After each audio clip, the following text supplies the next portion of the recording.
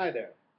Today, let's talk about active versus passive sentences. So, let's look at these two examples. The man ate the fish. Okay, so what is the subject here? The man. What is our verb? Ate. And the object is the fish. Okay, so this picture matches the sentence. The man ate the fish. In this sentence, the man does the action. Okay, so he is the doer or the performer of the action, right? Take a look at this next sentence. The man was eaten by the fish. Okay, so this picture will be very different from this picture. In this picture,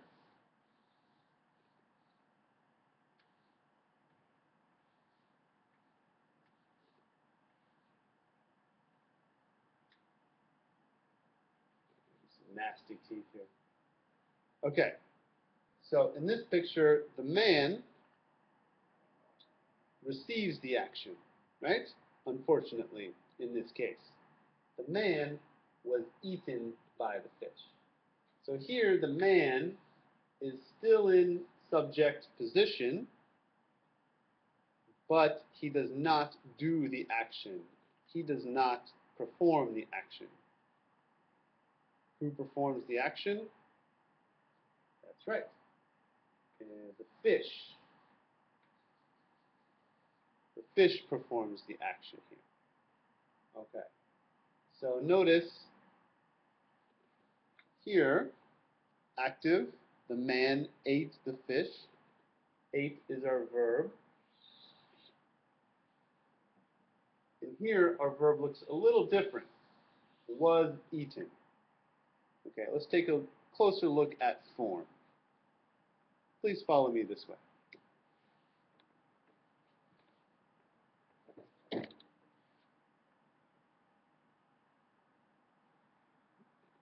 Okay, so let's look at the form of the passive.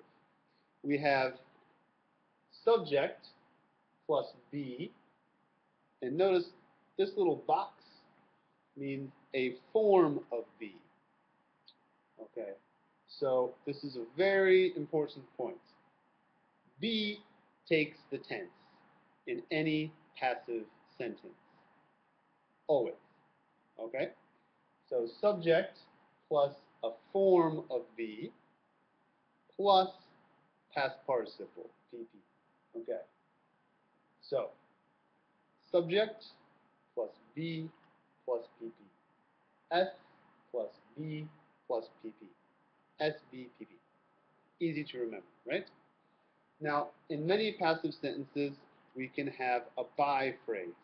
This tells us who does the action, by the doer or the performer of the action.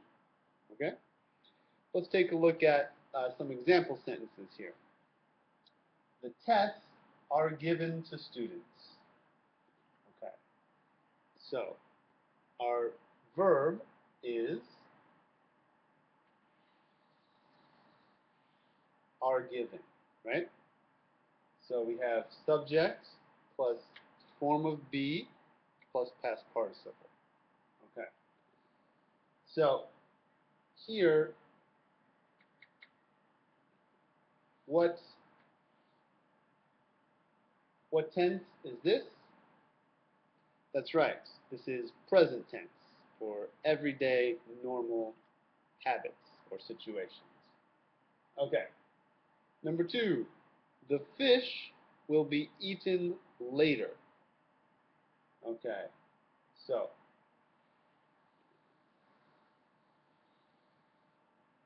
let's focus on this part. Will be, right? This is our form of be. What tense? Future, right? So after will is a modal. After a modal in the present, in future tense, we have base form, right? So will be eaten, past participle. Okay? Let's look at the last sentence here. I have to take a little down there. Okay? Many questions have been asked. Okay? So here, let's focus on this part. Many questions have been asked. So here, again, our be takes the tense. Have been, then we still need another past participle for our, to make our be, form of be, plus past participle.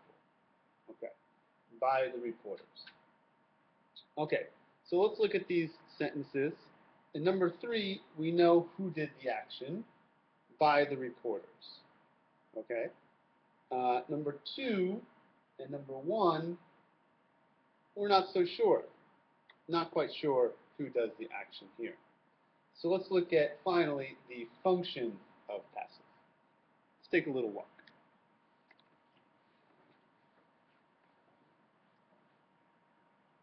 Okay, so to finish our discussion, the passive function is for when the doer or the performer isn't known, it's understood, or it's not important. Okay? Easy as that. Isn't known, understood, not important. Okay. So, for example, in a classroom, the test will be graded. Who grades the test? Teachers. So, which one is that example? That's right. That is understood. Okay. Another example might be the car was stolen. Which function? Isn't known. Okay. Another one is not important. Let's see. Again, this is based on a specific situation. So maybe the trash will be picked up on Tuesdays. Okay. For purposes of paying bills or whatever, it's not important in that situation. And finally, I'll give you just kind of one more extra fun reason to use the passive. Okay. And that is to avoid blame. Okay. So, for example, a classic example is the window was broken. I didn't say who broke it. I don't want to blame someone for this bad thing. So I say the window was broken to avoid blame. Okay? But these are the 3 main reasons for using the passive. Okay. So, for your homework tonight, please write 5 passive sentences, as always, about your life. Okay? And try to use one of each of these functions. Okay? When the subject isn't known, it's understood, not important, or to avoid blame. Okay, that's all. See you next time.